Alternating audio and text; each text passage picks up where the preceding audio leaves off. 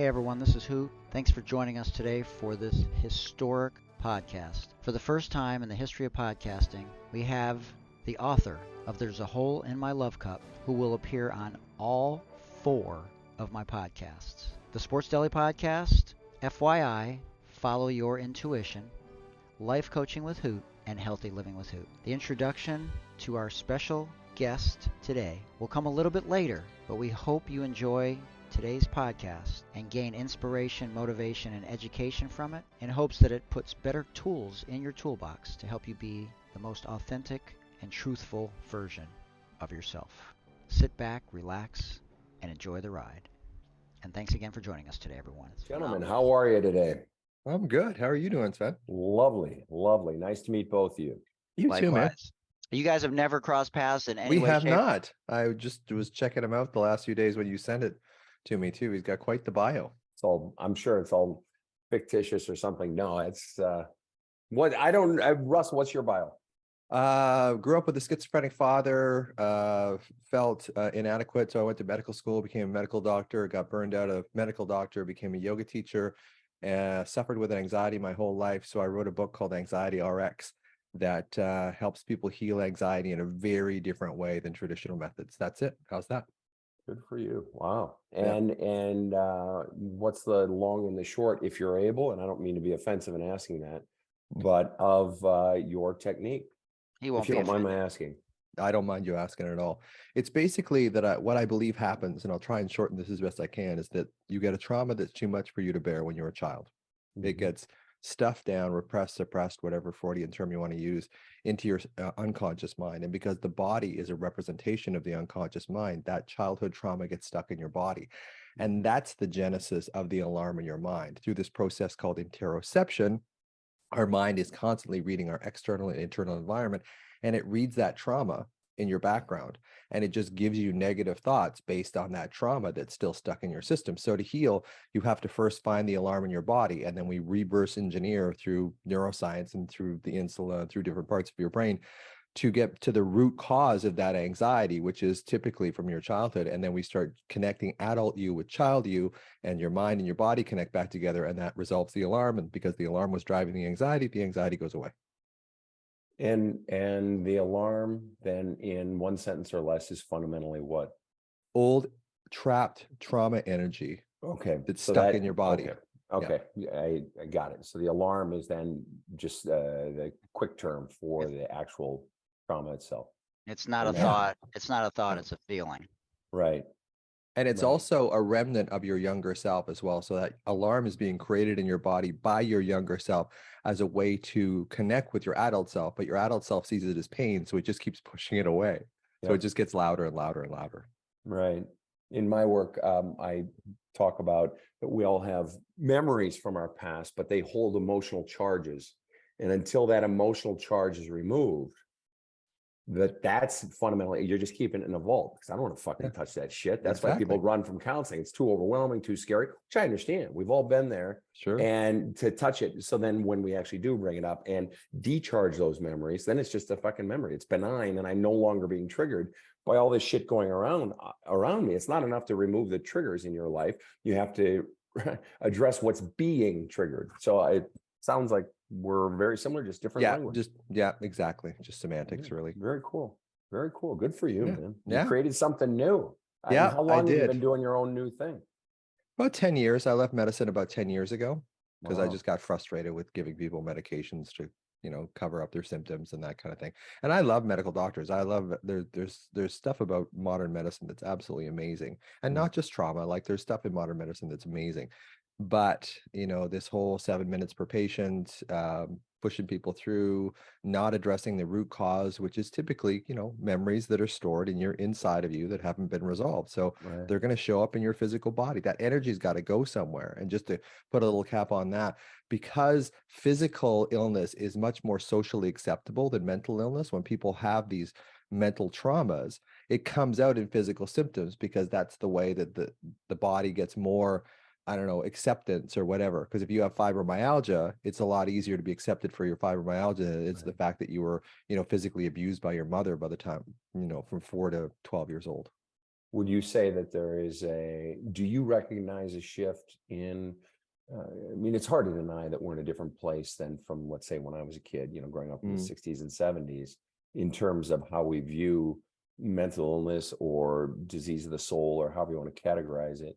We're clearly in a different place in terms of social acceptance, and obviously still much further to go. But what's your take on that? Has the shift to accepting the discussion even about mental illness, have you seen a significant shift, or is the shift too small to even be measured? It's improving, but Sven, I think the reason why there's such a stigma in the first place is because people who do suffer mentally feel shame. I mean, that's one of the reasons why they suffer emotionally, is they feel shame. So they're the ones that are actually promoting it in the first place unconsciously, because they judge themselves for it. So of course, if that's the energy you're putting out, everyone else is going to judge you for it too. So right. Good point. Well, I don't know who was supposed to be co-hosting with who, but man, I'm trying to stay. This is me trying to stay in the background, by the way. Yeah, I didn't know there was a co-host. I didn't know what the hell was going on. Normally when I come on somebody's podcast, it's like me and the host and myself, and I'm like, oh, two people. Me too. I'm just gonna sit back and ask questions. I can learn from lots of people today. This is phenomenal. No, I just let it go and anything that I think would resonate with someone that I've had in the past, that's why I invite them. I invited Dr. Laura Berman on as well, but she's on vacation and she's very selective with some of the things. But, she's been through a lot of trauma, losing her son recently, and she's been doing this kind of thing for a long time. So I invited her as well. So shout out to Dr. Laura Berman. But I'm going to do a quick intro. That was phenomenal. I appreciate it. And that's why I wanted you both on, because I felt like you guys were speaking to the identical things in slightly different ways, and it may resonate with people in different spaces, but still find that common ground or those concentric circles. Yeah, I like what I have to believe that Russell takes it in some brilliant new directions that I'm simply unable to do because I don't have the medical, physiological, biological aspect to my work, and I don't claim to, and I know nothing about it. So I'm sure he has the powers to do some things that I can't do, and I think that's fantastic. What a beautiful integration of the different abilities that you have, Russell. Hats off to you. And vice versa, Sven. Like, I think sometimes, being trained in a scientific milieu, as in a medical doctor, we get railroaded to thinking in a particular way. And I think, a lot of healing, I believe, is spiritual, right? But because science can't reduce spirit to something that it can actually study in a laboratory, it kind of discounts it. It discounts the sort of the spiritual aspect of healing. And it's like, oh, well, physiological sigh and, moving your eyes back and forth and changing the amygdala and changing the anterior cingulate cortex. Yeah, that's all fine. But I do believe that my scientific training has actually made me more suspicious of the more divine, the more ethereal, and that kind of thing, which blocks me from it. So I think we both have things to offer. And I think to people in general, I think we do need a spiritual component to healing. Clearly what we're doing in medicine and psychiatry and psychology isn't working. So it's helping, but people are just getting more and more sick. We've never been so addicted. We've never been so mentally unhealthy. We've never been so separate from each other. So clearly what they're doing is not helping. So I'm hats off to both of you guys too. Well, and they've done studies that show a spiritual foundation can help you not only live a better quality of life, but quantity of life. And I know for Sven, it's probably refreshing to hear a Western practitioner talk more like an Eastern practitioner. So, that's something that we need, is when your things aren't working, please be open to other people's ideas and other ways to go about getting the same thing accomplished. We're so medical doctors don't do, by the way, right. They don't do. And you've got pushback on that. Oh, yeah. Oh, for sure. Yeah. But I'm ready for it. That's the thing. I am ready for it, because if they want to talk about the bed nucleus of the striatum terminalis and the posterior cingulate cortex and the default mode, I can do all that stuff, so I can talk their language. And then when I go into the more spiritual stuff, it's like they start giving me a little more credibility when I've already proven to them that, look, I'm one of you. I know how this game is run. Right. But also, the reason why doctors burn out is because they don't have that spiritual divinity in them. They live in this scientific reductionist, A equals B framework, and you can't heal. You're constraining yourself by the very attitude towards that you know what's going on. You constrain yourself and you limit yourself from actually getting something that might truly heal you, as opposed to just help you cope. It's been interesting over the last, I've been had a counseling practice for, a few decades, but particularly in the last 10, a few of my clients have been from in academia, and particularly in whether it be up in Canada or East Coast US, West Coast US, even Great Britain, some of the some really terrific universities, but oddly enough, in the psych departments, psych research departments, and so forth, and they've come to me for counseling, and what I've heard expressed more than once is how they themselves have evolved into their 40s, into their 50s, and realizing, I want something more. How do I infuse the soul / spiritual element into my work, whether it be a God issue or not? It's not even about the God stuff per se, but just this something else. And I think that's fantastic. And let's be really honest. The stepping of medical science and creating psychology into the conversation in roughly the 1880s, into the conversation of soul, interior stuff, they brought science to a world that had been, in the spiritual realm for thousands of years, and they've brought so much.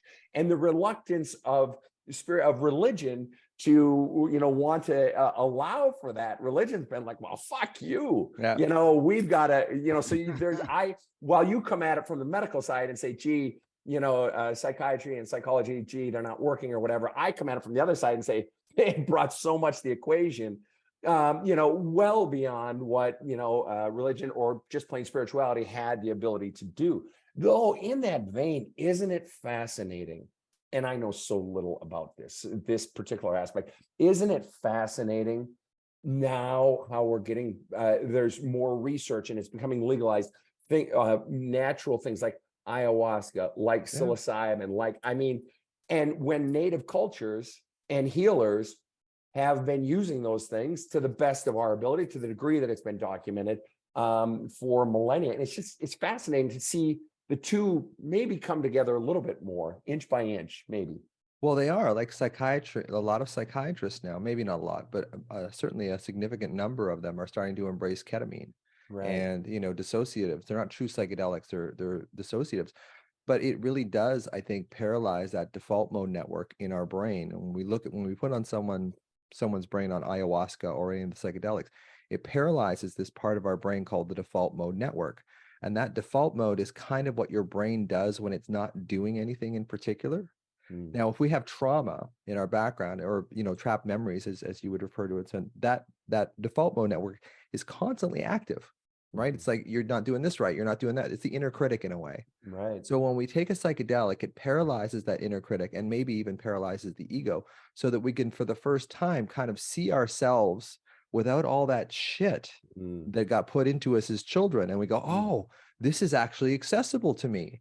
That my authentic self is actually accessible to me. Now, psychiatrists are starting to see this now. Like, they're just slowly, because I think where psychiatry is going to go, and where psychotherapy, maybe more correctly, is going to go, is psychedelics, somatic work, somatic experiencing, Hakomi, and internal family systems type work, like child work, finding child parts that are exiled and dissociated.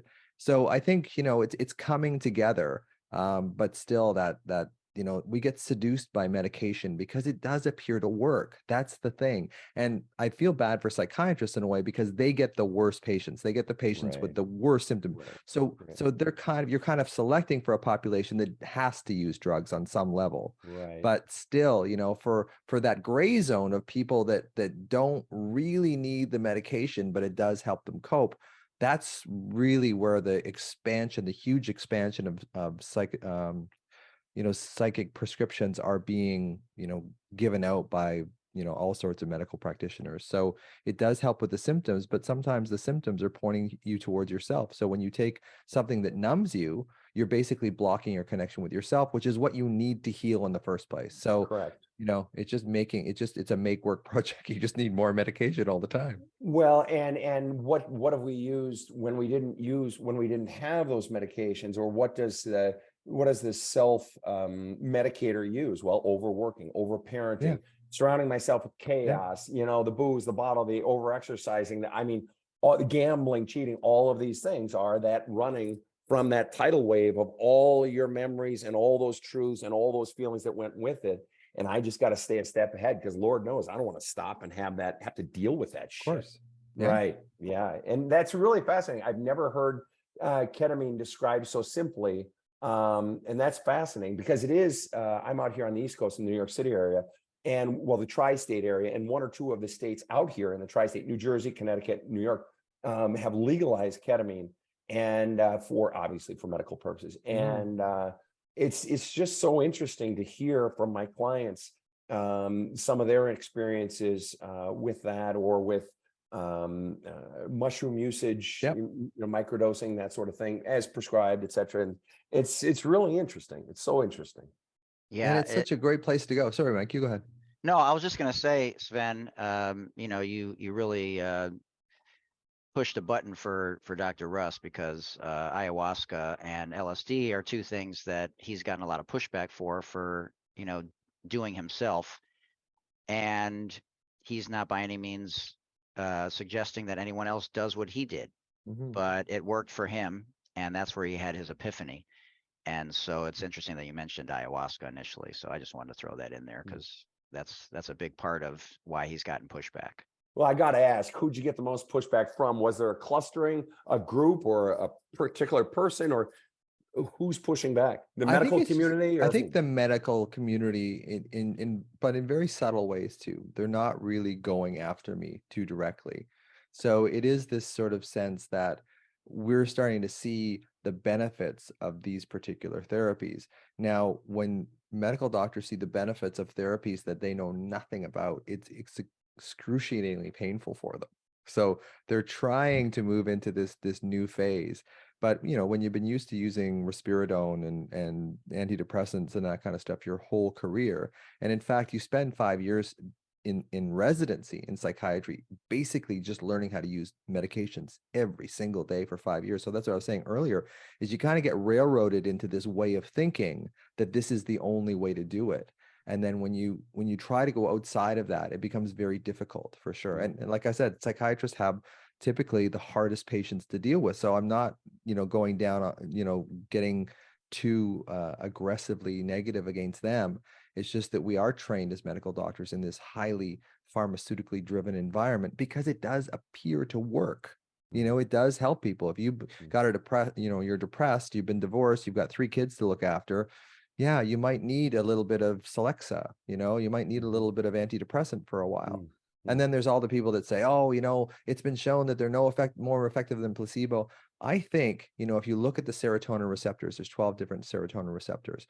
And depending on what your genetic gift of serotonin receptors are, maybe some of these antidepressants will really work for you, and maybe they won't. So when you take 1,000 people, well, if some of them don't have the receptors for the serotonin where this medication will work, of course it'll do nothing.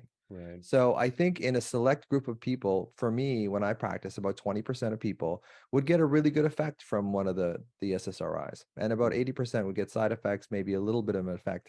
But it just depends on, I think, what your complement of those receptors are.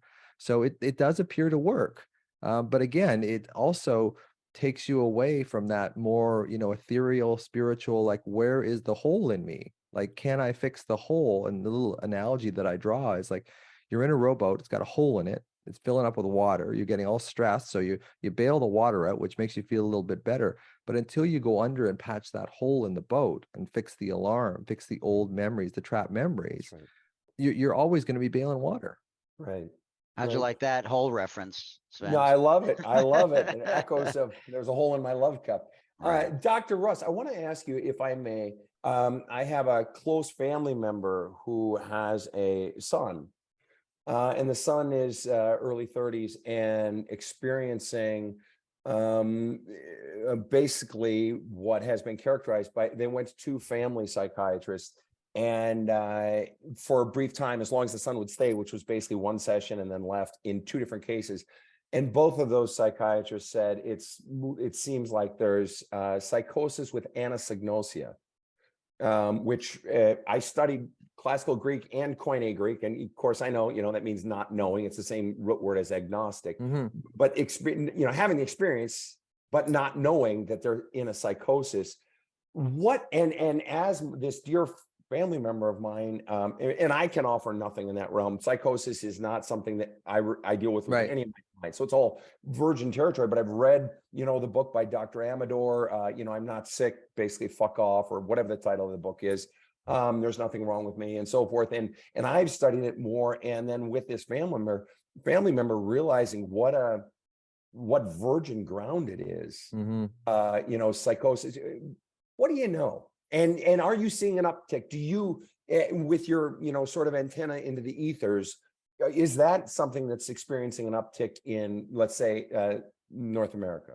Yeah, I mean, I think we are seeing all sorts of mental unwellness, illness, whatever you want to call it, because I think most mental, emotional issues are based in separation of some kind, typically a separation when you were a child. You didn't get quite enough attention from your parents, or your parents were abusive, or whatever. So there's that split in you. And then I believe what happens is when you get that split in you, there's this great saying that says, when you abuse, neglect, or abandon a child, the child doesn't stop loving the parent, they stop loving themselves. Right. And I think that is the start of this inner critic. I have this little acronym I call JABS, where you judgment, abandonment, blame, and shame, where you self-judge, abandon, blame, and shame yourself. And when you split from yourself like that, it creates a tremendous amount of alarm in this system. And that alarm is what feeds the brain. Now, if you are naturally not that sensitive, you probably won't move into the psychosis realm. You could, go through a period of depression or whatever. But it really depends. I think we're born with a certain complement of sensitivity. I was born very sensitive compared to my brother. So it takes less emotional energy to push me into anxiety or push me into a negative state than it does for him. So I think what we're doing in this environment is we're so separate from each other that the people that would have made it through, kind of not doing great, but not going psychotic, are now being pushed above that critical mass limit. Now we're starting to see more and more people lose touch with reality. So it's kind of, and I think that the treatment for all of it is self-connection and being able to accept love. Because if I look at the patients that I've had over the years as a medical doctor, the ones that are really suffering are the ones that block love. And they block love because typically something in their childhood made them not trust a parent. Like for me, it was my dad, who was schizophrenic, who was never abusive or violent, but when he would go bipolar or manic or whatever, I would just be afraid of him. So there was this thing like, it's not safe to love this person because they're going to go a little nuts, alcoholism, all that kind of stuff. So when you block love, when you start blocking love as a child, you're basically, sowing the seeds of psychosis, mental dysregulation, autonomic dysregulation for the rest of your life. It's so funny. It's so interesting to hear you say that, because one of the things, like I said, I'm not dealing with anyone in my practice who is psychotic to the best of my knowledge. Right. Yeah. But my only commentary, I'm a massive believer that pretty much everything in life is pain driven or fear of pain driven. And so my comment is, I don't know anything about psychosis, but show me who that person is when we've taken the pain out of that person. If we could get the pain out of that person, then show me the flavor of that disease. I'm not saying they won't have it. I don't know anything about psychosis. How the fuck do I know? But I guarantee there's a fuck ton of pain in there. Yeah. Remove that, and then what happens? But they often won't allow themselves to be, or whatever. Go ahead. Sorry. And that's the biggest problem, is that they've learned that it's a coping strategy for them, because when they accepted love as a child, it just created a whole whack of pain. So now we're trying to reintroduce them to going, hey, this love thing ain't so bad. And they're like, no, when I, as a kid, when my brain was forming, 80% of your brain develops before you're 5 years old. When my brain was developing, I developed this subcortical structure below the thinking mind, just the feeling brain, the feeling body, that love isn't safe. So Right. to try and convince them that it is safe in a cognitive fashion will not work. So you have to change it with a feeling state. So you can't change these subcortical feeling programs with a thinking rational solution, because it's two different parts of the nervous system. So that's why, divinity, connection, really feeling like, and it has to be done slowly, because these people, if you give them too much love, they'll revolt. It's like, it's too much for them.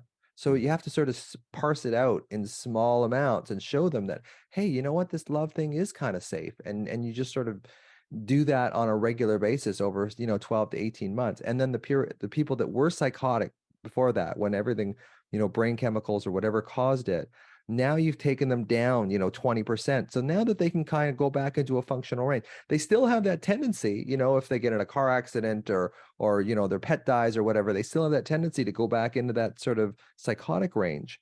But you've given them this sense of resilience, this sense that, okay, I can trust love. There is a pathway to my healing. And I think that's why people suffer so much with anxiety, depression, because when they're in it, they don't see a way out. They think that this is the way that they're going to be for the rest of their lives. And unfortunately, that's kind of how we're wired. There is this thing in our brains called the recency bias, which is how you feel now is you project you're going to feel like this forever. Right. That makes sense. Just one more question / thought on that. With this particular son, it didn't hit him till really his late 20s, and then COVID took over, and then one thing or another. But there were a lot of deaths in his life, family member deaths, very close best friend death, lover death, and based on my outsider's perception of what happened, there was not a lot of purging of that pain that all of that caused. So, you and I both know what happens then. Just one last question on that, though, on psychosis, if I may, as long as I've got you here. Sure. What is the effect of antipsychotics should the person get on it? Because we've heard all sorts of different stories that some go back to their natural state and they realize, holy shit, I just alienated every single person in my life that ever loved me, that I ever cared about. Now, and it's a profoundly humiliating / humbling experience. Some people go back on it and then don't need the medication. Some people go on to antipsychotics and it has no effect. What's been your experience of once the chemicals are introduced? My general experience with antipsychotics is they're kind of like a blanket. Like they'll throw it in. It's not like they act specifically on certain parts of the brain that kind of calm it down. They sort of globally depress brain function. And psychosis, on some level, there's some theory that it's just basically, it's almost like epilepsy. It's just like the brain is firing in these random patterns and there's no consistency or order to it. So people appear psychotic. So what antidepressants do typically, or antipsychotics do, is that they globally depress brain function. So I don't see people kind of going back to normal. I had a friend of mine who's a comedian we used to do comedy together, who was schizophrenic. And there'd be points where he'd be fine. I mean, you could always tell there was a little something there that wasn't quite right, but the medication would help him. But people don't like globally being on this sort of depressant like that for too long. So people will go off their medications, especially bipolars, because they often like the manic phase. So it to me, it's not like a silver bullet or a magic bullet. It basically just globally depresses that kind of random chaotic firing in the brain that allows them to think a little more clearly, but it also sedates them as well. So it's a bit of it's just like throwing a blanket over something. It doesn't really like specifically go, okay, this is going to fix the problem. It just sort of globally shuts down brain function. Interesting. Now, I did open mic stand up once, and I discovered I'm not funny, and I discovered how fucking hard it is to make people laugh. I have to. I mean, you put that thread out there. I got to pull on that thread. Sure. Were you any good at it? Did you enjoy it? Yeah. I think I did. I think my issue was that I would write things that I thought people would laugh at, instead of writing stuff that was really important to me. So one of my jokes is that was something like it's like, oh, my girl, I like 20 minutes into my set, I would say, oh, my girlfriend and I just broke up, and usually the audience will go, oh, and I go, no, don't worry. It was a mutual thing. We both decided that we didn't like me. So it's just that kind of thing. And I toured with Yuck Yucks in Canada and that kind of thing No too. So shit. yes, Okay, it so you it was were fun. good at it. Yeah. I was Wow. reasonable. Yeah. You were a Renaissance man of a different sort. Yeah. Rather than Da Vinci, creating the man with his arms out, you're making humor. God Yeah. bless you. Well, it was great because, the left side of my brain that was really active in medicine, the linear, logical, analytical side, didn't get any sort of practice in medicine, when I was seeing patients. But when I went out and did stand up, my right hemisphere can kind of, be artistic and really kind of rounded me out. It allowed me to practice medicine for a lot longer. I would have burned out a lot earlier if it wasn't for stand up. That's great. Man, that is amazing. I think you already answered the question earlier, Sven, that until you get the shit out of there and unlearn and relearn, you're not going to really know. Right. And yeah, I mean, that's absolutely the root of all of my work, and is taking people down where they don't want to go, which, as Dr. Russ knows, and as you know, Michael, they got to trust you and they got to respect you. They got to believe that you have something that they want. I remember reading a book. There was a leadership book by John Maxwell, and he was sort of a Christian-y guy. So setting that part aside, but his leadership stuff, bestsellers, and several on leadership. And in this particular book, the 21 Irrefutable Laws of Leadership, law number 9 is the law of respect. That basically, if you're a cellist in an orchestra, Karen and I, my girlfriend and I, we have season tickets to the New York Philharmonic, and if you're a cellist in that orchestra, you're only going to follow that composer if you believe that composer is better at his job than you are at his job or her job. You'll only follow someone unless that person has some externally given power over you, like it's your boss, and the boss is the head boss's son, or something like that. We only follow people who are better than us, or who we believe have something that we don't have in this particular area. And they've got to believe in your medicine, for lack of a better word. They've got to believe that you have something that they want. And furthermore, then they've got to trust you. I mean, and I'm not saying anything new, but I don't even mean trust like you won't tell my secrets. I mean, every client signs a confidentiality agreement. It's not that. Trust that you are a vessel big enough to contain my problems.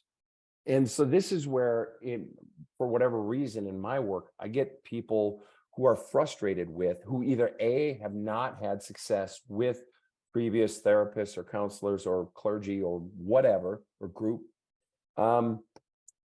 or it's because my practice is based in Manhattan. People who wouldn't be caught fucking dead in a therapist's office. People who hate the very notion of it.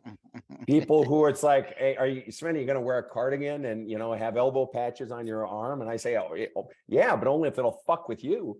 It's just to fuck them. But people who are just averse to introspection, or always thought they were averse to, kumbaya fucking namaste bullshit in their eyes, somebody who speaks their language. And so it's only then when you have their respect as a person, but also that they sense you have something that I don't have, that you can contain this vessel. And on the earlier point of people who previous therapy didn't work, it's sad to say, but not so many, but let's say randomly 40% will say, I told this story, Sven, to my past therapist, or 10 years ago, and the therapist said, I don't know how to help you. Or the therapist said, gee, I don't really know what to tell you, or threw out some random bullshit. And I know there are a lot of great fucking therapists out there, a lot of great fucking psychologists doing great work, and God bless them. They can do shit I can't do. No one person is perfect for everyone, or no one theory is perfect for everyone. But yeah, I mean, I've got the 8-inch scars running up my forearms. I can speak on suicide, having been there myself, and I had to get myself out of a 12-year suicidal depression. And so it's not that I know anything. I've just walked a different part of the dark forest from other people. And so maybe I have, 1 or 2 insights to offer, but until they trust you, until they respect you, they're just going to resist. And Dr. Russ, I mean, you and I both know that if somebody's resisting you, what the fuck you're going to do? Yeah, I can't there's only so much you can do when someone pushes back and doesn't want to confront it, doesn't want to look at that shit, short of punching him in the face. I mean, there's nothing I can do. Yeah, I think they have to have you found ways to surmount that obstacle? I should ask that part, trying to put words in your mouth. Have you found ways to surmount significant resistance? Well, most people that come to me are already thinking that Dr. Russ knows what he's talking about. So it's, that I think that's You're part of it. already And supple then. yeah, and to your point, I think that it's really about them having faith that you have something that they don't have. Now, I don't have anything they don't have, but if they believe that I Right. do, True. and they believe that I'm, as you said, a vessel for their pain, and I can keep my nervous system regulated as theirs starts to go dysregulated. I can give them a grounding place, and the more they believe in me, the more they can kind of go, oh, okay, well, it's okay to accept compassion and love, because this guy clearly knows what he's doing, because their parent didn't. Right. Well, yeah.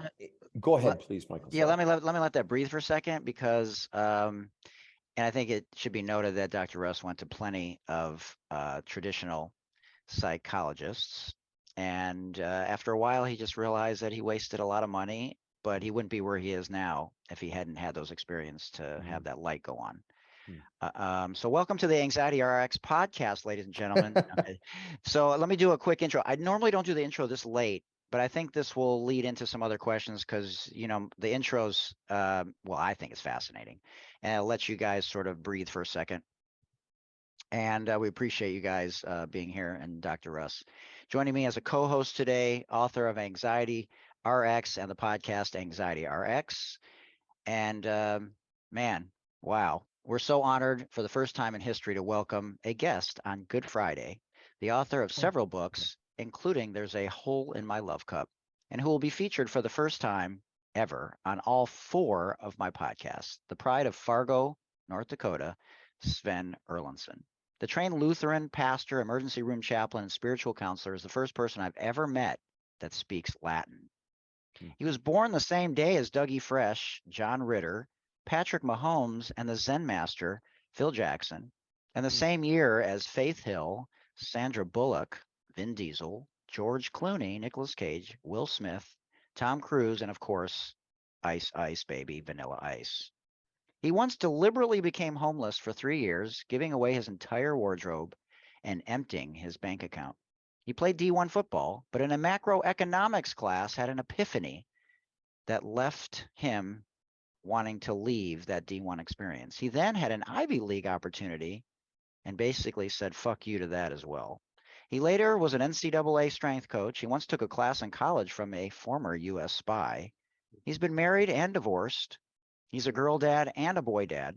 He's credited with the phrase spiritual but not religious. And you can find the Wall Street and Olympic and pro performance coach, writer, and spiritual counselor on Instagram at Badass Counseling, just like it sounds, and on Twitter at Sven Erlandson, where his latest tweet has a photo that reads, "Children want to be heard, not fixed." And on his website at badasscounseling.com, where you can learn more about Sven and his badass courses that he teaches, which is about spiritual counseling, helping his clients unlock the voice of God, the universe, and your soul while finding the higher power inside you so that you can begin to live your authentic truth and finally experience happiness and true aliveness. So, well, we've already been 35 minutes into the podcast, but fuck it. Let's just do an intro halfway through. And man, you two are literally, we talked earlier about surrounding yourself with smarter people and mentors, and not thinking that you know everything, nature versus nurture, and just being open to the possibilities that might be out there in other spaces other than the traditional ones. So much love to both of you, and can't thank you enough for being here. And it's been a great conversation so far. So whatever direction you guys want to go in, I have lots of questions. Whatever your time is like, just, let me know. But man, fascinating stuff. And Sven, you really didn't talk about your childhood. And I asked Dr. Russ this as well when he came on my podcast and the power went out 4 times. But and you all can listen to that podcast and the outtakes at the end where it's very comedic. And so that's, touche.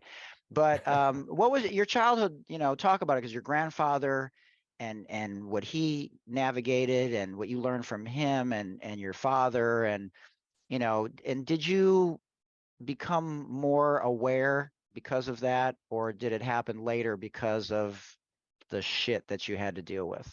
Yeah, no, I wouldn't be where I am today if I didn't have the parents that I had. I was I was blessed with what seems like the last set of really, really good parents, or the first set or something. But and I was the youngest of 6 kids, so that played a factor in. Mostly brothers, one sister, but she was basically considered a brother. So 6 of us brothers. And I think by the time they came around to me, they were almost 40.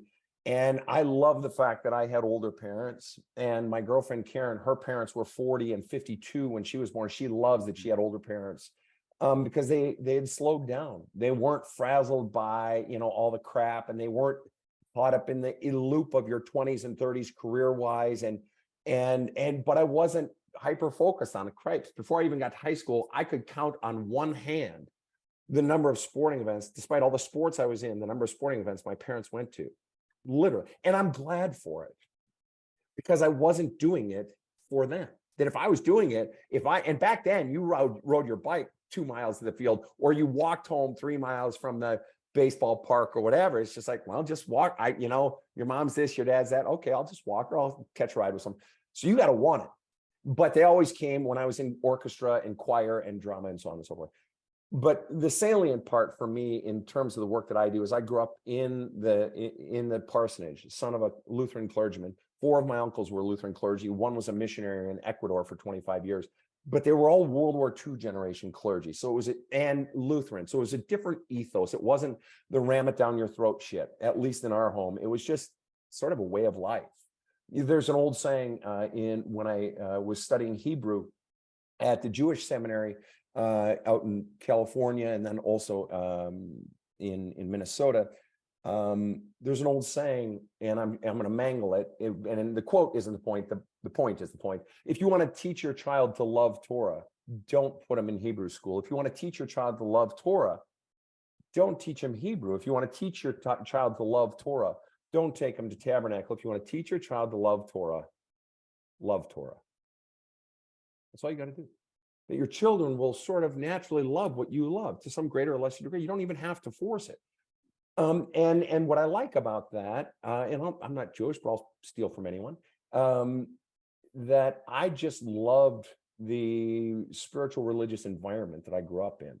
And it was never forced, and I loved it. And so that was very much a part of my ethos. And my mom was a very wise old woman. And my mom's mom, back in the 20s, 30s, had told their country pastor way in southern Minnesota, Elmore, Minnesota, East Chain, to stick it. And she went and started their own church, a woman, back in the 20s and 30s. And wow. then she lived on a Native American, back then called reservation, with the Mille Lacs Band of Ojibwe and the Metawakan Sioux as their wise old woman. And then in her 80s, she lived on a Jewish Christian commune as their wise old woman. So I come from, some really interesting folk, and just full-blooded Swedish American, but odd people. And my point is that my mom was a professional spiritual counselor back in the 50s, 60s, 70s, 80s. And then my dad was a pastor. And then my mom ended her career teaching at the graduate level in the field of, wait for it, early childhood education. So I was raised on the teachings of Dr. Spock, but by a woman and a man who were World War II generation, but who were very much in tune to what's really going on in the child at ages 2, 4, 6, 8. They parented me very deliberately. Wow. I don't claim to speak for my siblings, but it was very deliberate. And even though I was very large and some of us were athletes and some of us were orchestra and some of us were this and that there was a deliberateness about flushing out the pain, that when I fell down, and so I raised my kids that way. When I said to my wife, and I was in my early 20s, I said, when one of our children gets hurt, we are stopping everything. It's to the degree it's feasible, and we're going to let the child cry it out. Or when the child comes home from school, we're going to take time, as my mother did. Talk to me about school today. What were your disappointments? What were the exciting parts? And allowing the child to flush out. And so when they fall down, when they hurt their knee, whatever, flushing it out. But the seminal event in my childhood that really, so that's the milieu, but the seminal event was really when almost all 5 of my siblings had gone out of the house. And so what was formerly 8 people around the dinner table was now 3, mom, dad, me. And mom was in a new form of her training. She was in suicide counseling, specializing in suicide counseling, in addition to her spiritual counseling. And she, when I was younger, she raised me to be a girl by 1970s standards. I know how to sew. I know how to cook. I know how to iron my dad's hankies and iron my jeans. And I know how to garden. And I hate gardening, but they taught me how, at least. So I can make those for Karen and it makes her happy. But the point is, so it was just logical that she would teach me the next thing. And so there I am in junior high in the 1970s, being deliberately taught active listening, passive listening, deep questioning. What did your father just say in that paragraph, Sven? What was his primary point? What would be 3 different questions you could ask, depending on the type of response you wanted to elicit? Okay. So, and I don't know why she was teaching me this, and I never thought I'd have any use for it, but here I am. But the fascinating part was the flip side. Dad was the worst listener in the world.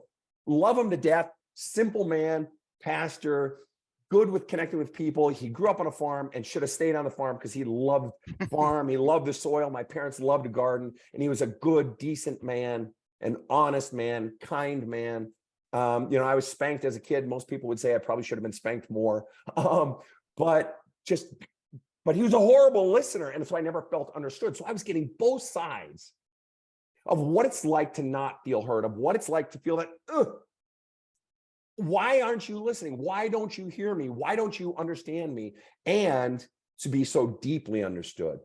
And then, of course, in my dad's 70s, 80s, he always respected me. He always was kind to me. Always, every day of my life, I was loved. I was given a kiss. I was told that he was proud of me, and so on and so forth. Or during the poor years, he'd slip money in my pocket or whatever. A father who didn't understand his son, but still supported his son.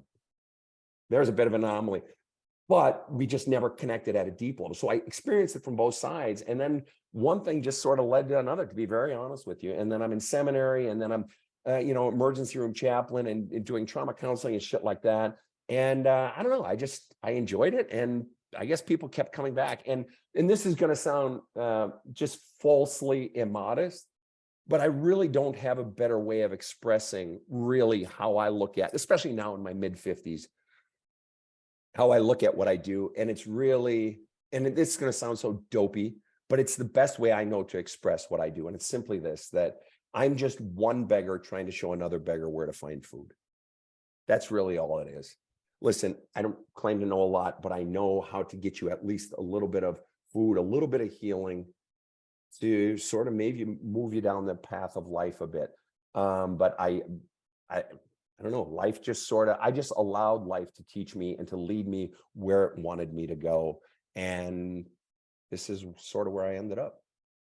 Interesting that you make that reference, as you were homeless for 3 years. Yeah. I really want to stick to the script, but fuck it, we haven't stuck to the script yet today. So, but the thing that came to mind when you were talking about what you were talking about with your parents, and a big part of what you talk about a lot is relationships, and you've been very open and honest about your divorce, you cheating on the person that you're with, and vice versa. And 2 divorces. I cheated on the first one. Both of them cheated on me. Just for clarity, go ahead. Yeah. And you've written several books, and one of them addresses this more than some of the others. I'm in the same boat as you, although I've never been married and divorced, but I have been in those relationships where a lot of those things apply. Right. Dr. Kennedy's been divorced Twice. Right. So we have a lot of things in common there, and I think it's important that men talk about some of these things, not just that, but just being open and honest about some of the things that we're talking about, because there are so many people from Wall Street to everything in between and you talked about Wall Street in your book, There's a Hole in My Love Cup, about the market crashing and make, adjustments that the market, can make in small increments, and how that relates to what you talk about in terms of love. Mm-hmm. So as far as relationships go, because that's interesting to me, how have you evolved in this area, and what's the best advice you give to people? Is it the same answer that we had earlier about what Dr. Russ talks about in terms of reconnecting with yourself, finding the minutia, dealing with the minutia from either your childhood or your formative years or your adult years, and then you'll either realize you want to remain with this person, or you realize that what you used to love about the person now annoys you, and it's time to end things. Now, I love that you just said that about Dr. Russ, Dr. Kennedy, that's his take on it. I didn't know him, as you know, Dr. Kennedy. You and I have never met before, because when it comes to couples counseling, I tell people I don't take couples together, at least to start, at least for a while. Because it's just a clusterfuck. It's like, it is. Like I want to walk into the middle of that shit show. I use the same word. It is a clusterfuck. There's no, each of them wants to be right. Each of them wants me to triangulate with the other or with themselves against the other. And it just, you have to see them separately first and find out their grievances, because a lot of them don't even know the grievance that they have with their partner. It's so unconscious. It's so childhood. It's so stuck in them, and they have this huge blind spot for it, and it's being acted out. And I say, well, thank God that you guys can argue about it, because at least now you have a connection point. You can see where the problem is.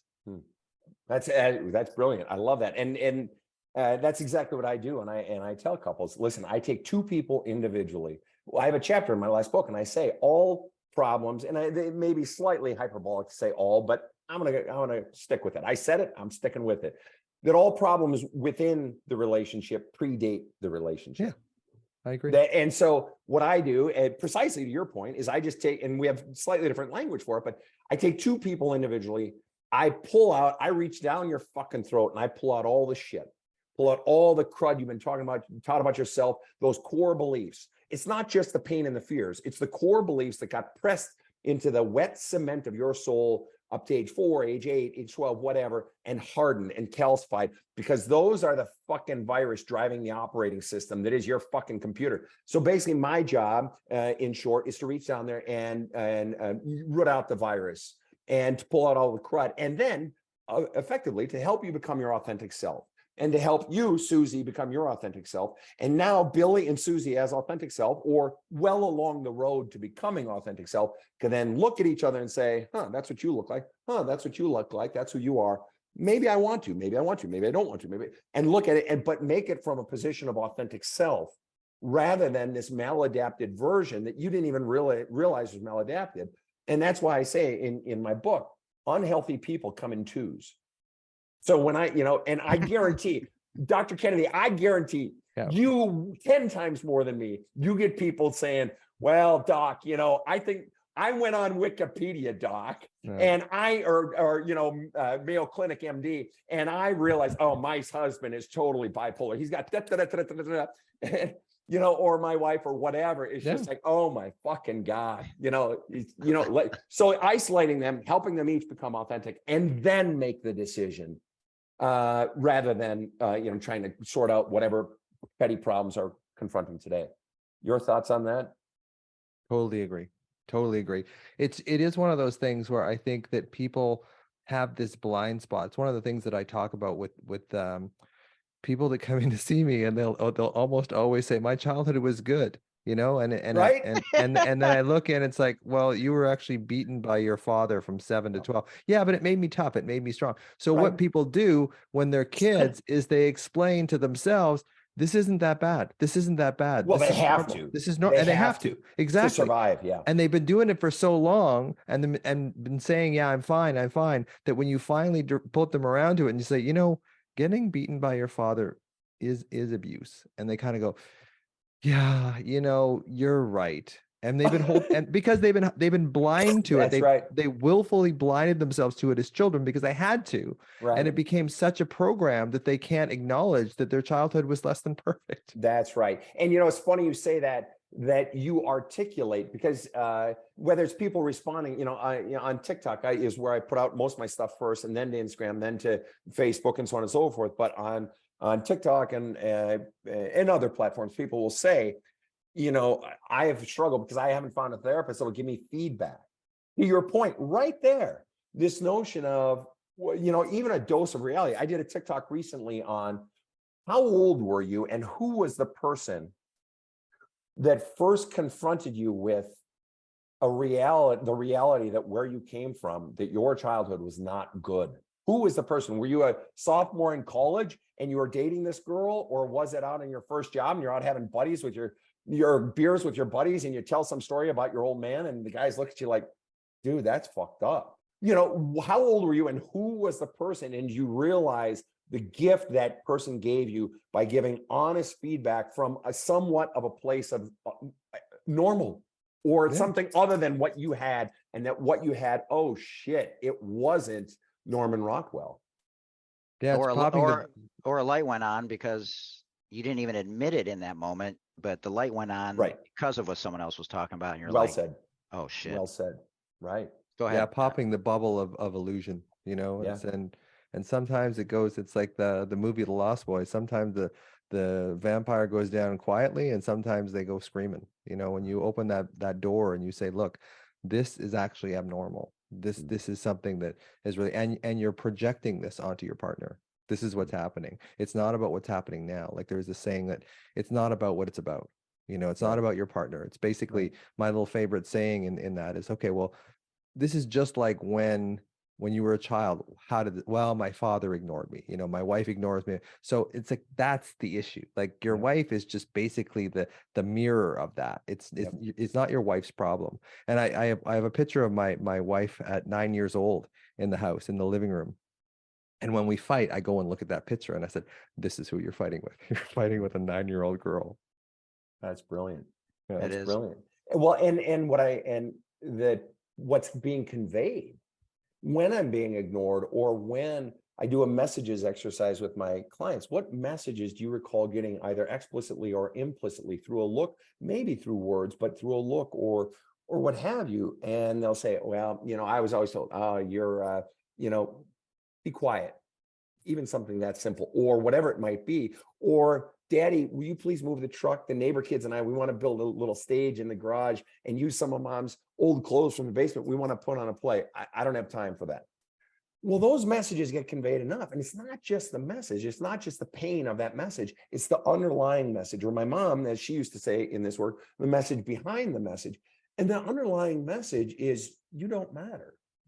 Or you're not good enough. For the child who brings home the report card and there's 7 A's, but there's 1 C. And the parent responds, why'd you get the C? It's like, are you fucking kidding me, old man?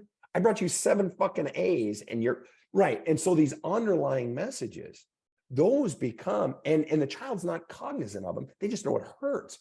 But a child, and this is to me is the fascinating thing. And this is a beef of mine.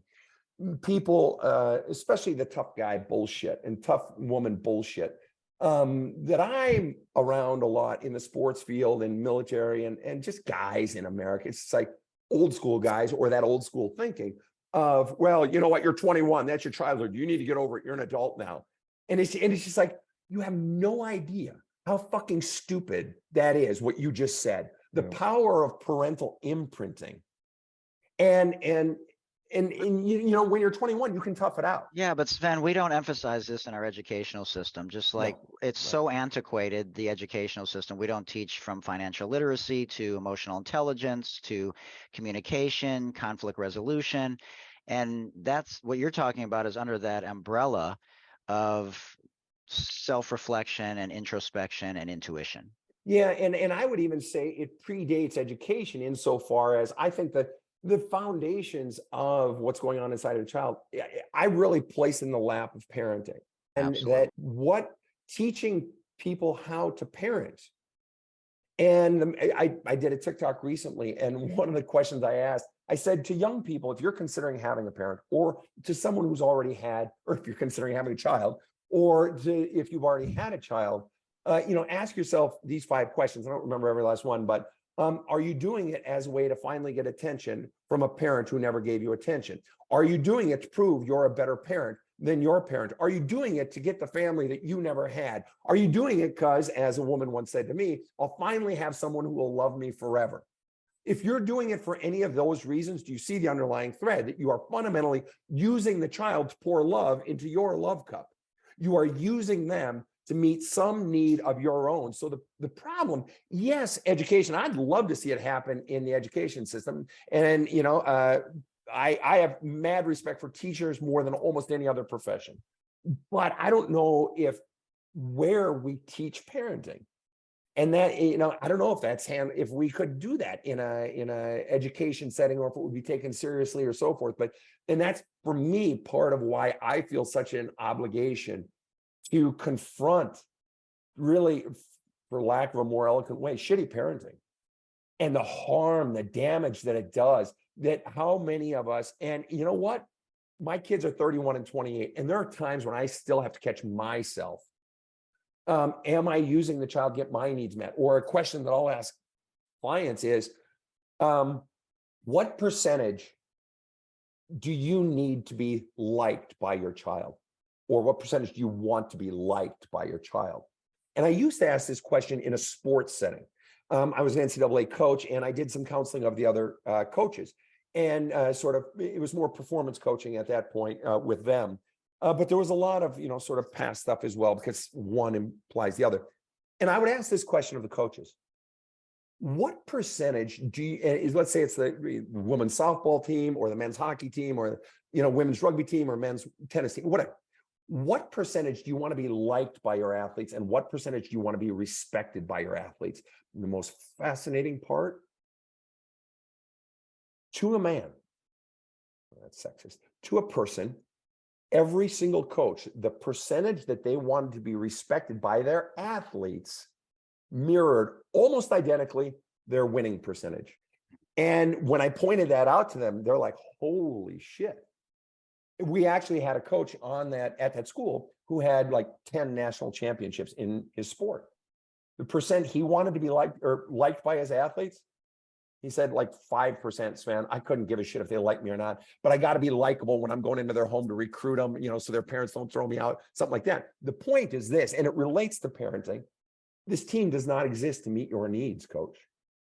Your wife, your buddies, your other coaches exist to meet your personal needs. If you are using your athletes to meet your needs to be liked, you're not going to make the hard decisions. You're not going to be the leader. You're not going to trust your instincts. It's always going to be filtered through, oh, but they may not like me. Well, it's the same with parents. I'm not saying this as an excuse to be a dick to your parent or to your children. In fact, I'm quite the opposite. I think I made that clear with the crying and encouraging the release of stored pain or pain that might get stored. It's really about, what percentage am I using this child to get my own needs met, whether it's the needs for affection. I'm not even talking about sexual. I'm just talking about affection, attention, kind words, and so forth. And not that any of us is ever 100%, but am I on a trajectory to reduce that? Because I exist to pour love into the child's love cup. The child does not exist to pour love into my love cup. And that's what's going to harm the kid more than anything, as I see it. Wow, fascinating stuff. And you could look at twins as a study of that, because if you treat both twins the same instead of, to their authentic selves, you're probably going to impact them differently, and it's not always going to be in a positive realm. And one of the things that, and this could be wrong, but I tell my daughter all the time, I don't care about your gymnastics scores and I don't care about your grades. I care about you being your authentic self and feeling comfortable in your own skin and trusting yourself 100% on a daily basis and trying to be a better version of yourself every day. So I'm gonna leave the floor to you guys after we get to the rapid fire. And if anything else resonates with you that you want to leave the world with before we get out of here, but let's have some fun. We've talked about a lot of amazing things, and both you men are absolutely incredible. And I'm honored just to be here on the Anxiety RX podcast. All right. Notifications on or off on your phone, Sven? Off. Absolutely. Man, it took me a while after being on Clubhouse, Dr. Russ, to turn those notifications off. I mean, they were nonstop. You talk about affecting your nervous system. Jesus What's Christ. Clubhouse? It's a social audio app. Just think of TikTok without the video. It's been Oh, life altering for me. There's 10 million downloads. You go into rooms. Well, they're houses now. They used to be clubs. Now they're transitioning to houses, just like your own house. And you can invite people in and they could just sit in the audience, or they can raise their hand and come up on stage. And the communities that I've been a part of literally have been life altering, not just from a guest's perspective for my podcast, but I'm a loner and more of a recluse. And the people that I've met, that I go in there on a daily basis to talk to and share things with and be accountable to, it's been truly amazing. So shout out to Clubhouse, despite some of the mistakes they've made. Empathy or forgiveness? oh God, empathy, 2000%. And Dr. Russ, you jump in anytime you want. Favorite tattoo No, you it's have? good. You keep going. Favorite tattoo I have, this one right here. And What is it? it's a sub quote of a quote from my favorite author, Joseph Campbell, in The Power of Myth. There's a book for you, ladies and gentlemen. That's I always ask that. Dr. Russ has yet to take me up on the top 10 books that he's read that, besides his, that would resonate with people that he read that have helped him get to where he is today. So maybe he'll do a. Dr. Russ, would you give us one of the top 10? There we go. Give me some. Probably The Body Keeps the Score, Bessel van der Kolk's thing about, Brilliant. and you mentioned it earlier on too, Sven, about, when you meet a child's needs, that energy gets resolved at that point in a very loving way. If you don't meet the child's needs, the child has to try and meet their own needs. And they do that through all sorts of mental gymnastics, and they wind up stuffing it and it shows up in their body. And that's basically my theory of anxiety. So it just matches completely. Brilliant. Sven, of all the songs, and for those of you that don't know, Sven in his book, There's a Hole in My Love Cup, at the end of each chapter recommends either a song, right, or there's some other things there, but I won't give it away so that you can go read it. But of all the songs that you recommended, do you have a favorite one? Mine was Tears for Fears' Shout, Shout, Shout, Let It All Out. That's great. Yeah. I like the song, the line from the song. This is just off the top of my head, and I forget the group who sings it, and I feel bad that I've forgotten the name of the group. But it's eponymously, it's the title of the song, and it's the refrain, "Let me be myself." And that And speaks to what I so, talked just about for earlier. one thing, won't you let me be myself? I love it. Would you rather snuggle with a penguin or a giraffe? Ah, interesting. I think a giraffe. Because of the long neck, of course. I think, and I'd put it between my legs and maybe dry hump it. I don't know. Oh my God. Well, you asked. I mean, what do you do when you snuggle? When I snuggle with Karen, I dry hump her now and then. She's like, "Get the fuck off of me." Whoa, man, we're gonna have to change the rating on this one. Favorite athlete of all time? Oh God. You had to change gears real quick. No, on that one. I mean it's a tie. Favorite athlete of all time, the one that I respect the very most is the great one, Wayne Gretzky. But my own personal favorite, being a Minnesota Vikings fan, growing up in the 70s, was an unknown. I mean, we knew him, but John Gilliam, number 42, our wide receiver. Wow. I was in love with the Vikings, and so John Gilliam. Not Fran Tarkenton. Interesting. Nope, he would throw to John. That's right. Absolutely. What, Viktor Frankl or Tony Robbins? Oh God, mad respect for Tony Robbins, but Viktor Frankl. I mean, come on. Yeah. That which must give light. That which will give light must endure burning. I mean, holy Christ, the Holocaust survivor. Come on. Anyway, sorry. No, you're good. Which reveals greater fruits, allowing God into your life as your greatest strength coach, or living in real truth every day? No, living in real truth every day. Yoga or meditation? I don't do yoga, but I have so much respect for it. I'm going to say yoga. Okay, so usually I ask this question at the end, but Dr. Russ and I both teach yoga. So now that you've gotten to know us a little bit, who would you rather take a yoga class from, Dr. Russ or myself? Well, okay. I think Dr. Russ would have really great, what do they call them? Cues or adjustments? Adjustments. I think Dr. Russ would have really great adjustments because he's very in tune. But I've heard that there are yoga instructors, masters, whatever, that do yoga to like rock music, and you seem like the one that would do that. So I would want that just for the experience, because I did Bikram and I wanted to blow my fucking brains out. Yeah. So I think I would like the rock experience first, and then Dr. Kennedy with the perfect adjustments, reading my body and so forth. Very political. Dr. Russ, you have any comments on that? I'll go back to the song one. That my favorite song that I listen to Mm. virtually every morning is Peter Gabriel's "In Your Eyes," In your and I did a eyes. podcast on it because basically Mm. he's talking to himself. In your eyes, the light, the heat. I see my divinity. I see my pain. I am complete. You know, a thousand fruitless searches going outside of myself for external validation. Like, and I have a little picture of myself that I have on my phone. Let's see if I drop this here. If it comes He's up. singing But to it's basically, himself.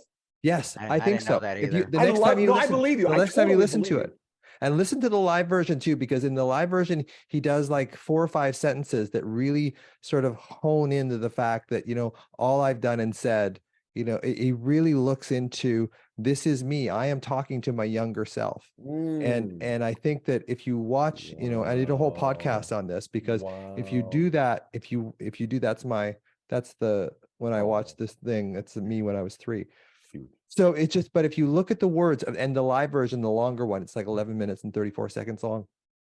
And you look at it like you are talking to yourself with his words. It's Brilliant. very, very powerful. It's really powerful. So that's my favorite. That's my by far my favorite song. Not melodically, but just because it has so much meaning to it. Well, and it's fascinating. Sorry, but it's so fascinating. I got goosebumps when you said he was singing to himself, because I love that song. I've always loved that song, and his stuff, "Blood of Eden" and what, something, "Wade in the Water" or something.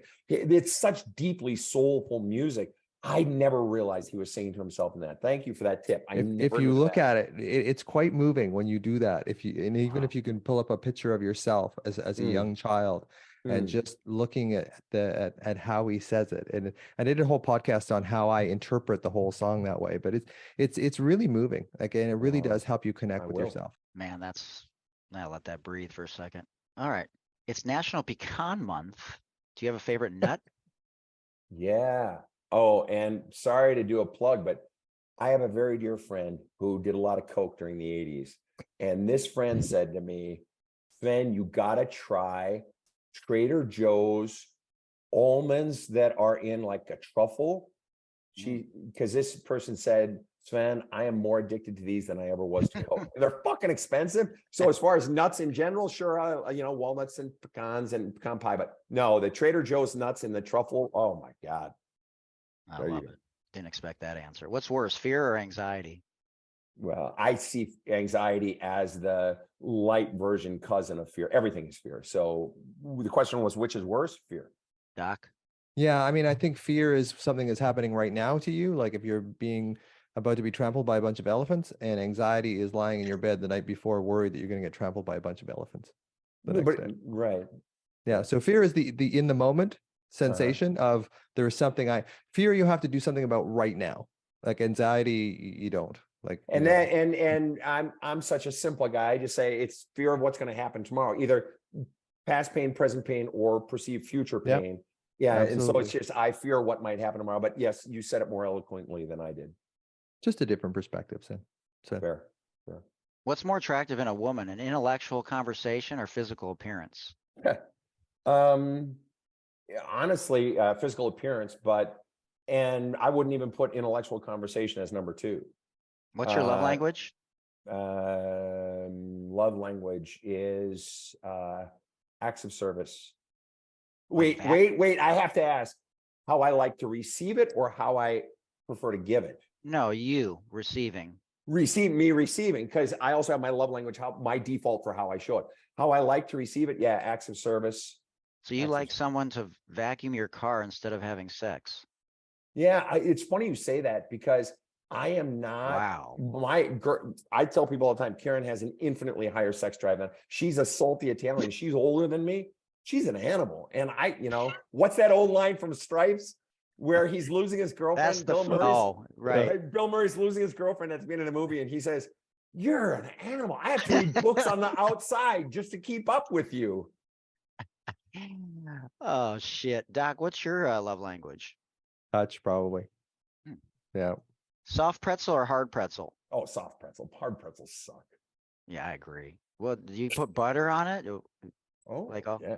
yeah. Like a kosher pretzel, the big ones. Sure. Oh, Yeah. dip. Yeah. Pillow fight or wrestling? Oh, wrestling. What's your favorite movie of all time besides Fargo? Oh, Sound of Music. Oh, And number 2 is Amadeus. Yeah. oh shit. Sound of Music for sure.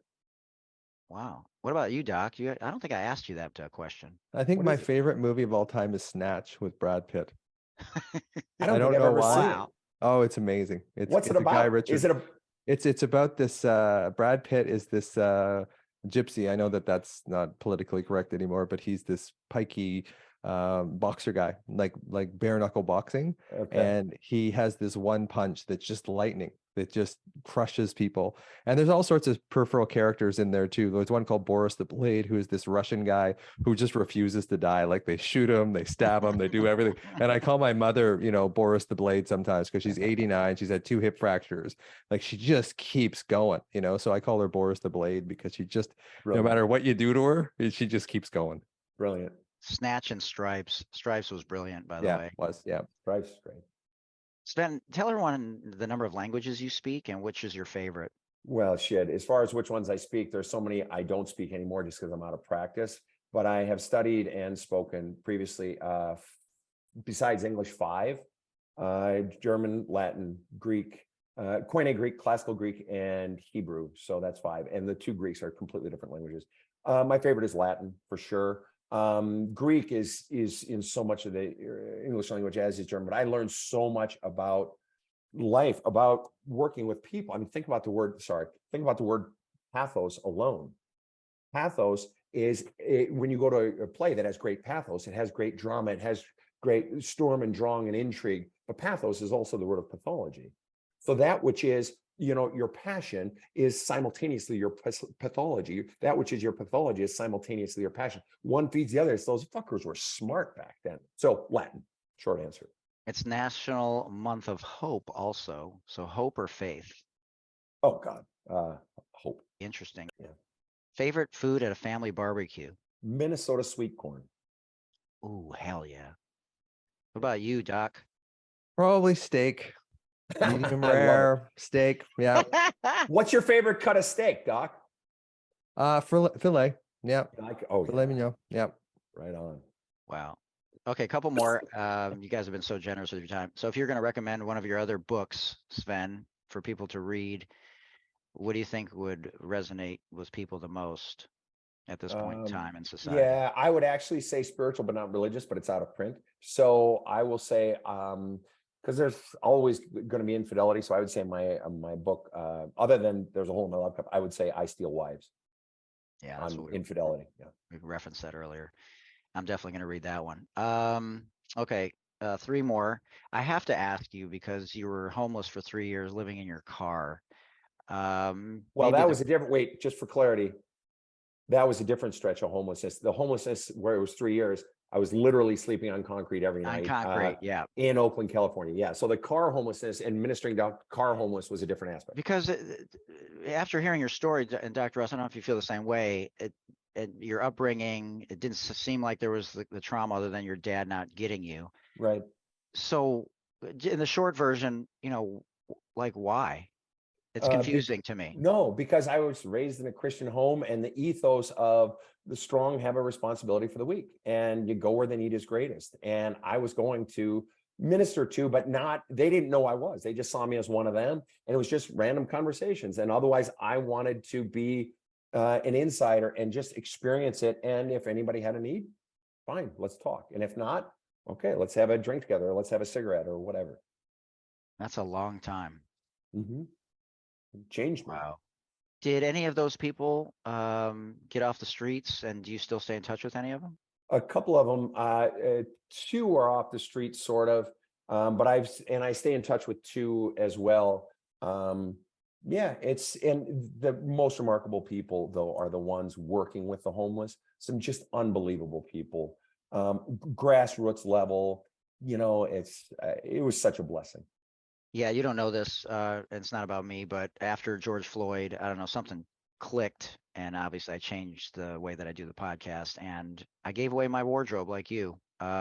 Pretty much the entire thing. I kept a couple pair of pants. I didn't do the homeless Wow. experiment, but and this is all I wear. Things like this. I redid my entire wardrobe about social Wow. injustice or equality. And I still, for the last 3 years, I go out there. The other day, I went out and brought them about $250 worth of food. And this was interesting. I usually don't bring cash because I know usually what that's going to go towards. Right. Right. So I brought 200 out, two C notes, and they couldn't figure out how they were going to split it. So I had to go to the gas station and I had to go to the store and get 10s and 20s and Mm, split it up that way. mm, But they're always so appreciative. They're mm, always so grateful. And we have a huge homeless problem, especially right. in the United States. And a call to action, if nothing else, just go give them a sandwich, a bottle Yeah. of water. They don't always need money. They just want you to treat them like a human being. And do it on days other than Thanksgiving and Christmas, Right. only Mhm. because there are Yeah. lots of faith organizations that are doing it those days. But anytime, any day, yes, it's an act of humanity. It's you pulling out your own humanity and allowing Yeah. yourself to connect to another human being. It's a beautiful act anytime anyone does it. Bless your heart for doing it. When I always bring my daughter and the dogs, That's cool. Your so daughter, she can sort of understand it, even though she's, brilliant, middle school. brilliant. Okay, so where do you see yourself in 4.25 years from now?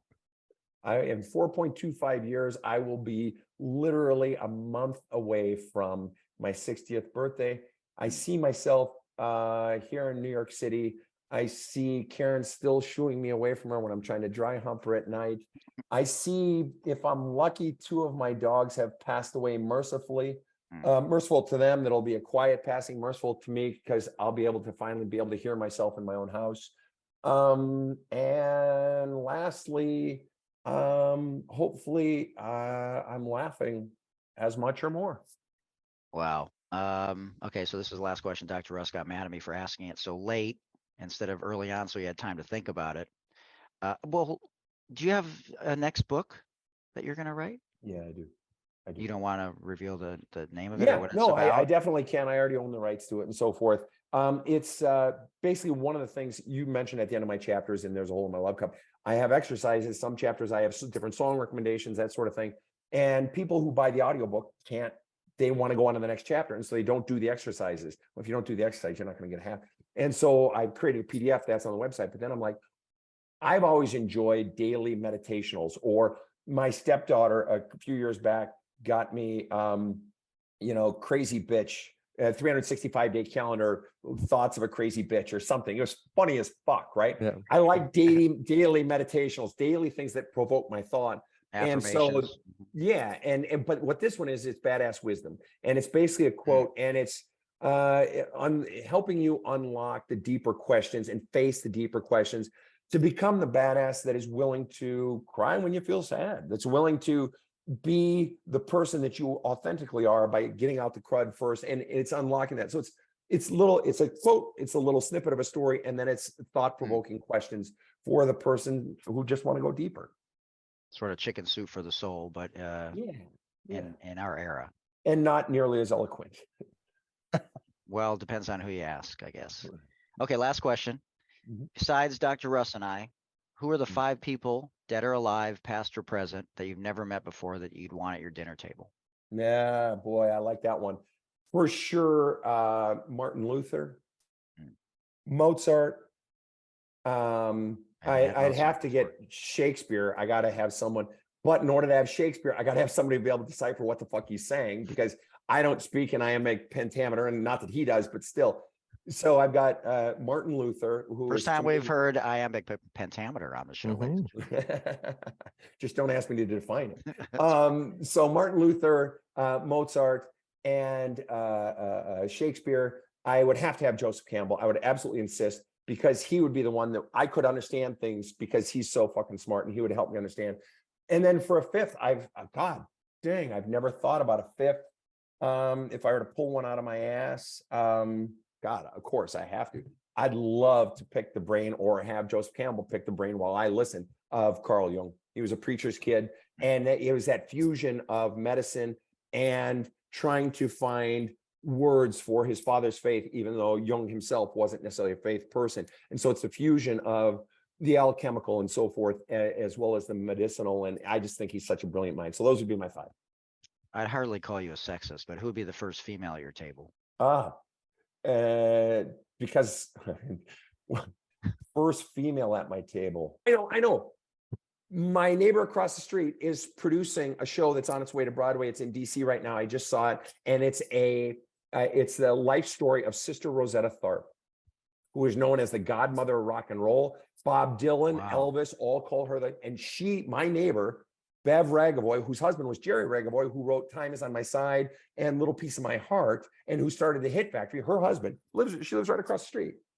He's long dead, but she's bringing it to Broadway. It was her conception, everything. And Sister Rosetta Tharpe, first woman ever in rock and roll to basically have a guitar and sing, and amazing. She would be fascinating. I'd love to have Sister Rosetta Tharpe. Man, fascinating stuff. Well, 3 amazing humans here, ladies and gentlemen. We've all taken different paths, the road less traveled, as Scott Peck would say, to get here. And we hope that we inspired you, put some better tools in your toolbox today to be the best version of yourself and love yourself, because that's so important. Despite what you've been through, your past does not define you. So any last parting words from either one of you amazing humans? Dr. Russ, why don't you go first, and then we'll leave the stage for our incredible second guest who we're featuring today, Sven Erlandson, author of There's a Hole in My Love Cup. Sure. It's just, connect with yourself, love yourself, but do it slowly, because if you try and do it too quickly, your ego will blow up and it'll just pull the whole thing to the ground. So just baby steps and connecting with yourself. And that's how we make progress. It's not, if someone tells you they can cure your depression or your anxiety or whatever in 10 days or a week or whatever, they don't know how the brain works. They don't know how spirituality works. They don't know how we actually heal from the inside. So it's just, slowly and directly do something every day that connects you to yourself. I don't think I can add or whatever. I could definitely subtract the moment I open my mouth. But I don't know. Everything to me boils down to courage, and change will not occur until the pain gets bad enough. And if you're not at the point where your pain has gotten bad enough, don't rush it. There's no rush to begin the healing, but when you're ready, you'll know. It won't be a thinking or a hoping or a wondering. You'll just know. It's like, I'm done. And then it takes courage. And if you have that courage, to Dr. Russ's point, you take your time, that you can do it. And but it really is that courage, and it's time. When you're ready, it's time, because there is a whole new life. There is a whole new life. Once you begin the process of getting out of you all that is not you, there is hope, and there is a whole new life ahead of you. I've been there, I've lived it. Dr. Russ has been there and lived it. Michael, you've been there, you've lived it. It's just fact. Well, I have a sneaky suspicion that all 3 of us are going to continue to be vessels and bridges to helping people get to their higher vibrational self energetically. And I think that's in and of itself amazing. Control what you can and just let everything else take care of itself. Beautiful. All right. Much love to both of you. Anything I can ever do, please don't hesitate to reach out. This was probably one of the most brilliant podcasts out of the roughly 180 that I've ever done. And first time in the history that we will be on the Life Coaching with Hoot, Healthy Living with Hoot, FYI, Follow Your Intuition, as the dog peeks his head in the door, for those of you listening and not watching, and the Sports Deli Podcast. So until next time, man, thanks for joining us today. Thank you, Michael. And thank you, Dr. Russ. Truly an honor. Truly. Yeah, I think our vibrations went through the roof today, and that's not an easy thing to do, because all 3 of us have done a lot of podcasts, and some of them are just vanilla and they're okay. But I don't know about you, but I felt like I'm a better version of myself because of this collaborative effort today. Well, you guys have an amazing weekend, and maybe we'll reconvene as we're getting out of this pandemic and a new normal, and we'll just sort of see where we all are down the road, and where people are, and hopefully we can continue to help people, because that's what it's about. Maybe do one on men's stuff, the 3 of us. I think that would be really powerful. Brilliant. I love it. Well, I hate ending things, but I'm gonna go take care of the dogs. I mean it sincerely. Thank you. This was actually a treat, and you're right. Some of the podcasts are much, much better, and this is easily I would say the best that I've been on, where I've been, Wow. part of the team versus conducting it myself, and probably better than most of the ones I've done on my show. So it's great. This was fucking awesome. Thank you, fellas. Appreciate you guys. We'll All go right. soon. Thank you guys. Much love to you guys. Keep doing what Thank you're you. doing. Keep being Thanks, amazing. Mike. Love your beautiful Thanks, Sven. faces. We'll All do right, it again. We'll talk soon. Absolutely. All right. All right. There you Peace. go, See you ladies guys. and gentlemen. All right. Take Thank care. you, Doctor. All right. All right. Bye, guys. Nothing else to say. We'll end it right there. All right. Much love, everybody. Peace. Amazing stuff. Wow. Hey, everyone. I truly hope that you enjoyed today's podcast, and here are today's outtakes. Let me just. Hey there, Hoot. What's happening, brother?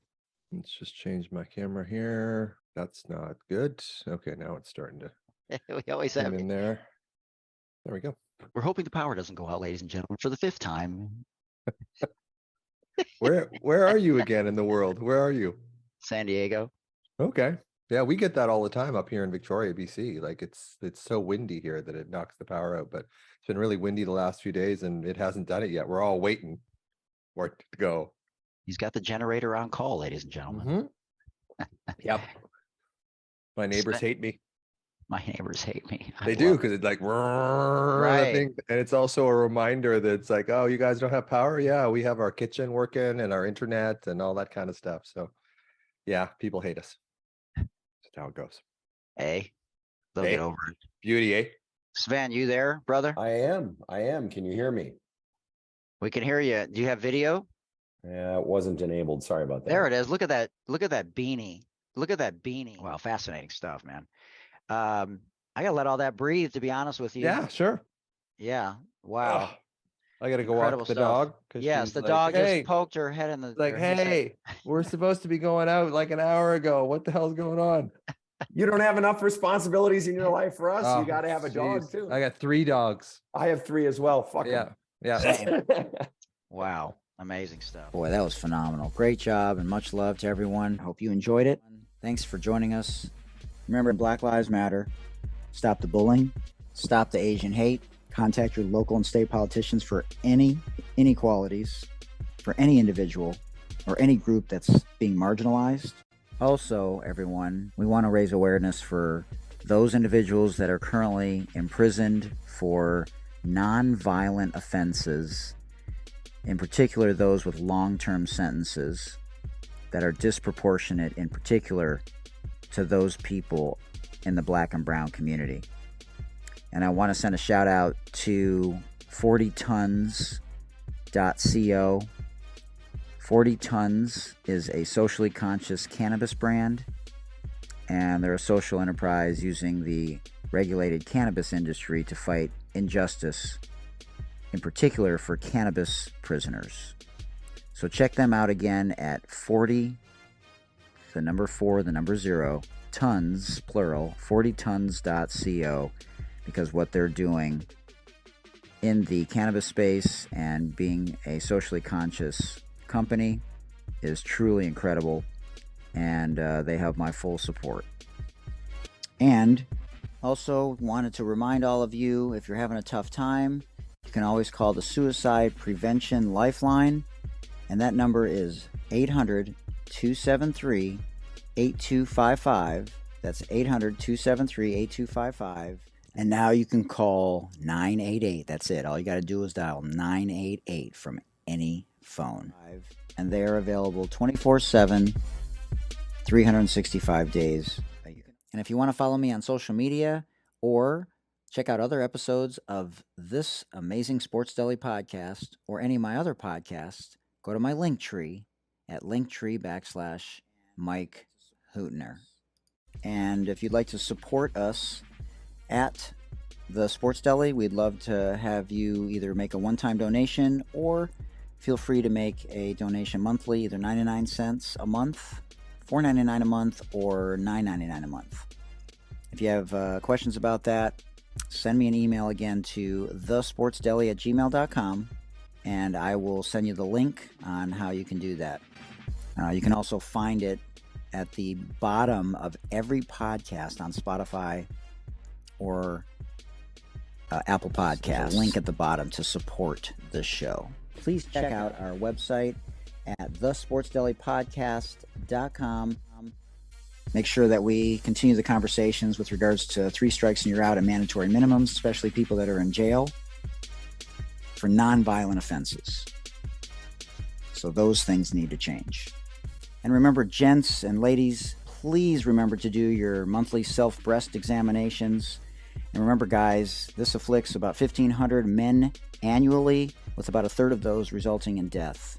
So we want to make sure that we do our monthly self-breast examinations, both men and women. And guys, remember to do your self-testicular examinations every month as well. Until next time, remember, it takes a village. I'm Hootie Hoot. This has been a production of Hootie Hoot Productions. Thank you for joining us, where everyone deserves a seat at the table. Remember, it takes a village. Much love, everybody.